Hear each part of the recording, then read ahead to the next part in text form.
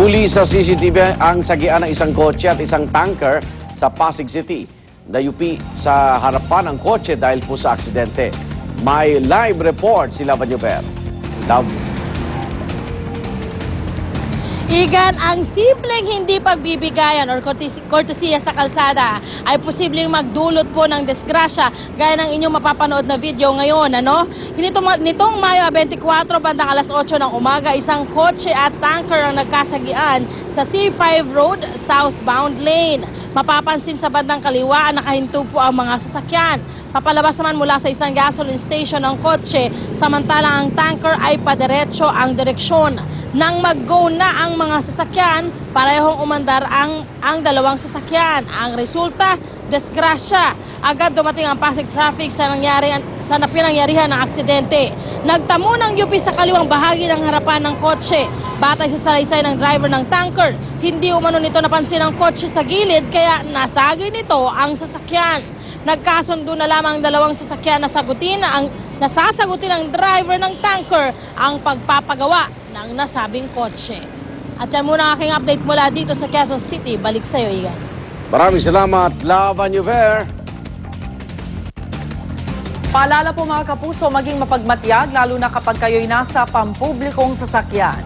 Sa Maynila, arestado ang 5 hinihinalang miyembro ng Laglag Barya Gang na nambiktima ng isang nurse. Narito ang exclusive report ni Dante Perelio. Pababa na raw mula sa bus sa Santa Mesa, Maynila ang nurse na si Ana, di niya tunay na pangalan. Kasama ang isang kaibigan nang biglang may naghulog ng barya malapit sa kanya. Yung sapatos ko, talagang hinawakan niya dito, sa loob. As in, parang gusto niya pang alugin para lang lumabas yung barya. Biglang sa harapan ko, may mama na isa. Tapos sa likod, ang dami na. Pinalibutan na siya para, para makuha na yung attention. Dahil sa kaguluhan, hindi niya namalaya na nadukot na mula sa kanyang bag ang kanyang cellphone na nagkakahalaga ng mahigit 40,000 pesos. Nalaman lang niyang wala na ang cellphone pagkababa, kaya hinabol raw niya ang mga sospek. Tiyempo namang may mga traffic enforcers sa paligid na tumulong sa kanya. Nakuha lang kami ng atensyon dahil nagkakaanuhan sila doon sa cellphone, tapos nagtatawanan. Bigla na lang may nakita kami babae na tinuturo sila. Inamin ng 5 sospek ang krimen. Depensa nila, matindi ang kanilang pangangailangan. Bili ng sir, kaya ba? Pangbigas. Kasi kami trabaho sir, panganak ng asawa ko. Desidido raw si Ana na ituloy ang kasong theft laban sa 5 na dati na palang may record at nakulong sa kaparehong kaso. Para sa unang balita, Dante Perelio reporting. Apektado ang bentahan ng tilapia sa pamilihan sa Los Baños, Laguna, bunsod ng fish kill sa Laguna de Bay. At mula sa Los Baños, Laguna, may live report si Katrina Son. Katrina? Rhea, naapektuhan ng araw ng fish kill mula sa Laguna de Bay ang mga nagbebenta at namimili ng isda dito sa pamilyahang bayan ng Los Baños, Laguna. Karamihan sa mga nagbebenta ng isda rito, piniling magbenta na lamang ng tilapyang talisay. Ito ang mga tilapyang galing Talisay, Batangas o yung mga lumalaki sa tubig alat. Naabutan naming nag-aayos ng mga ititindang isda si Aling Restituta Carpio. Tapos ngayon, nung wala nang makuwang isda, hindi kami nagtitinda ngayon. Nabalitaan namin na meron ng fish kill ngayon. Ngayon puro talisay na lang tinitinda namin. Mas napapanatag raw kasi ang mga mamimili pag nalaman na galing Talisay ang ibinibenta niya. Kahit mas konti raw ang kanyang kinikita, sigurado naman daw siya na di apektado ng fish kill ang kanyang ibinibenta. Ang ibang tindera naman ng isda, di na nagtitinda ng tilapia. Ibang isda na raw muna ang kanilang ibibenta. Mas nagmahal na raw kasi ang mga tilapyang Talisay ngayon dahil sa karamihan, iyon ang ibinibenta.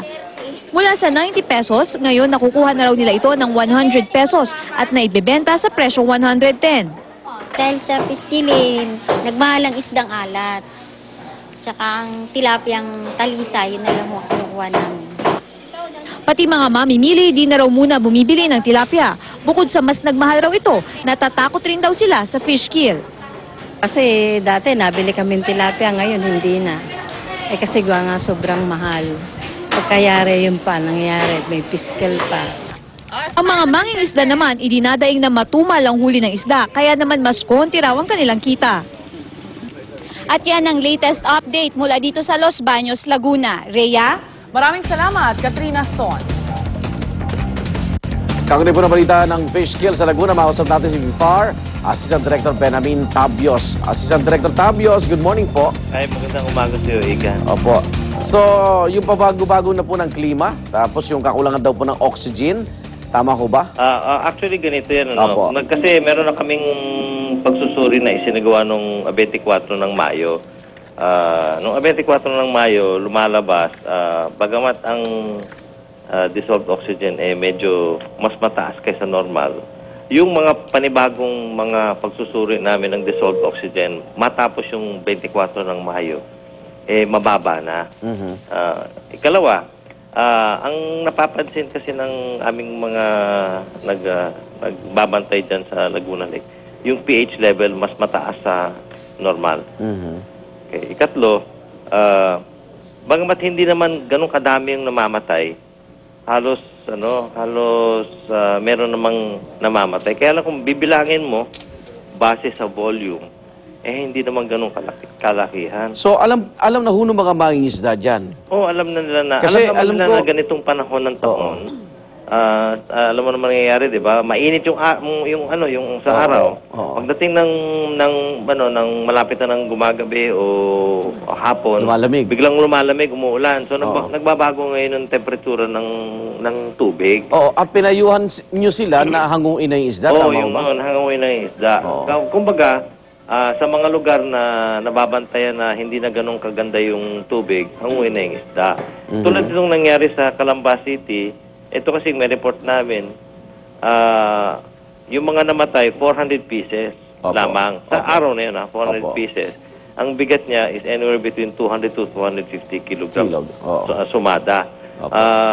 Sa madalit sabi, para sa mga nagpapalaki, maliit lang ito. It's in fact only 0.5%.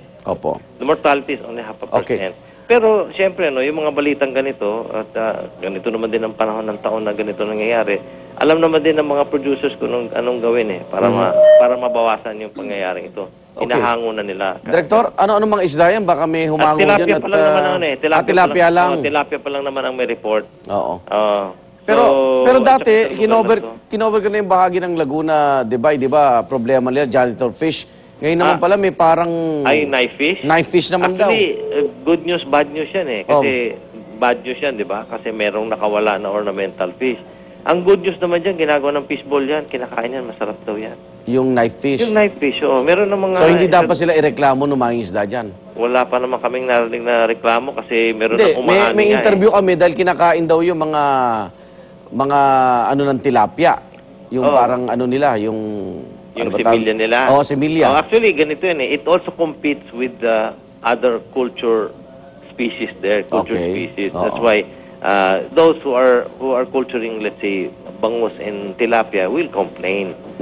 Pero meron namang ibang mga nakikinabang. Yung mga umaani dyan, nanguhuli ng mga knife fish kasi ginagawang fishball. Tsaka medyo may kamahalan ng presyo na 30 pesos per kilo daw yan pagka nahuli. Kaya may kumikita din. Konting edukasyon pa sa kanila, no?